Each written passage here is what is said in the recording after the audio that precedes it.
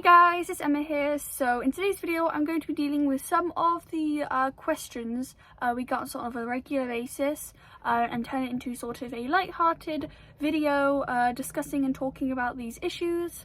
But let's go!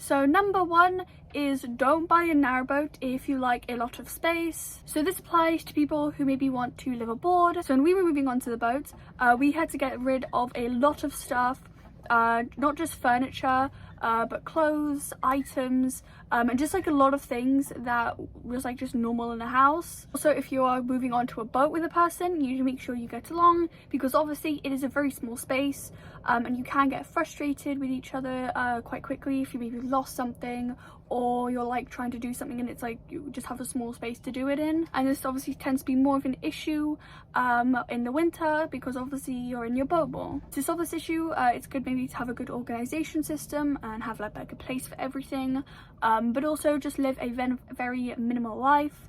Have minimal clothes, furniture, and just anything that you won't really use on a daily basis. But if you have a large collection of things, you might find boat life, especially live aboard boat life, quite difficult. The second thing is don't buy a narrowboat if you like a lot of peace and quiet all the time. Now obviously when you're living on a boat, and if you want peace and quiet, you can go to these secluded areas and it can be as quiet as you want.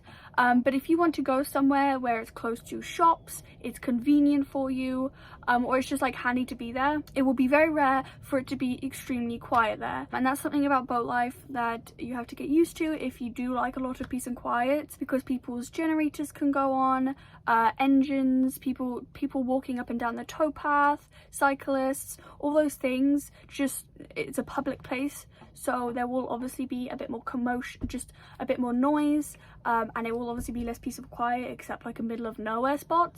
So if you're not prepared to take a little bit of noise, maybe boating life or liveaboard life especially isn't for you. Even in marinas, you are moored very close to each other, and even if you're on an outside mooring, you can still have people walking around, you could still have sort of the noises of the marina. So boat life generally is quite noisy, and obviously you can do stuff to prevent it by going into middle of nowhere spots, but you can't always stay in middle of nowhere spots for convenience. It's also quite public, so you will find sometimes, especially in summertime, you'll find maybe people staring through your windows just because they maybe haven't seen boats before and they're just curious. So if you do want a lot of privacy and just less noise, I really recommend you look into it a bit more, because boat life might not be for you. So number three is don't buy a narrowboat if you like a lot of mod cons. So what I mean by that is a lot of electronics, or anything that takes a lot of power. So for us, obviously, since we run a YouTube channel, we do have quite a bit of electronics, but we have really good batteries, we have a generator, and we sometimes run our engine, so we can sort of power those things. Obviously, if you live in a marina or anywhere that has an electrical hookup, and you just can have unlimited power, that's totally fine. You can probably run anything you want.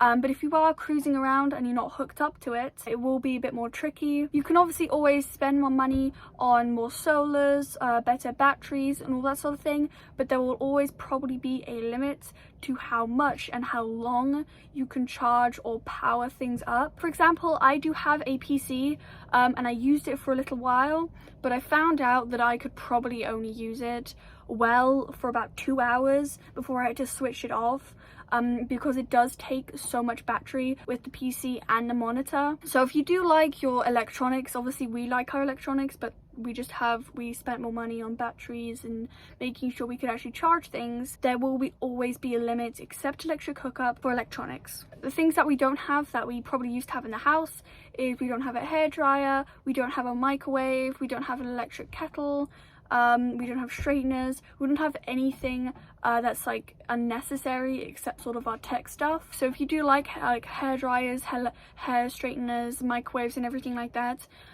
you will have to seriously think about maybe investing in good batteries or less, I guess, technology, since we sort of went on more of the technology side and less on the electronics gadget side for YouTube and everything. We're not saying there isn't a way around it, but there are definitely a lot of limitations if you're not attached to electric hookup. The fourth one is don't buy an airboat if you don't want to spend a lot of money.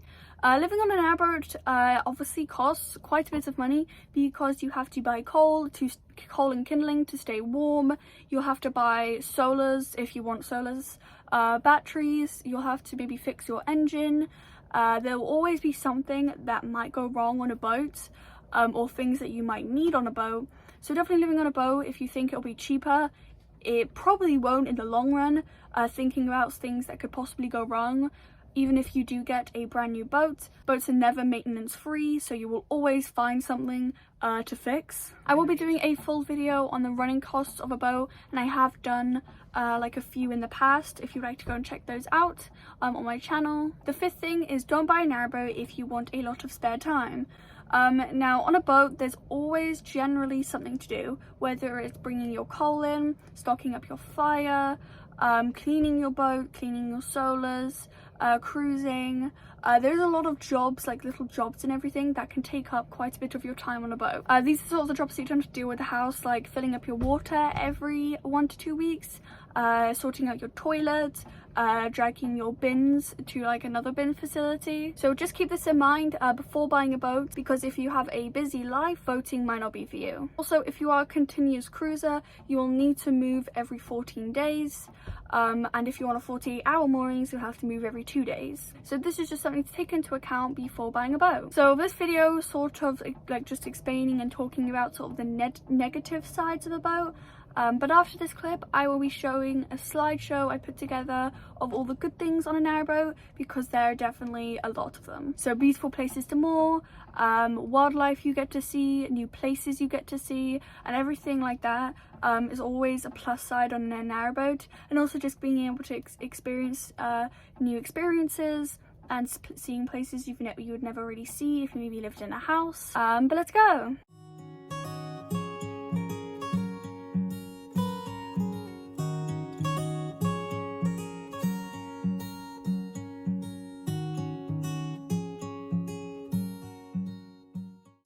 So I just want to say a big thank you to my 2 new Patreons. I want to say a big thank you to Ken and Doug.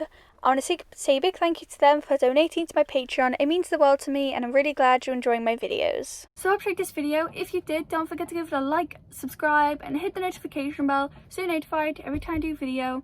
And comment on my social medias, my Patreon, and my Gmail, thenarrowboatgirl@gmail.com, if you have any suggestions for me. And I also do have a canal post address if you'd like to send me letters. But yeah, see you later. Bye!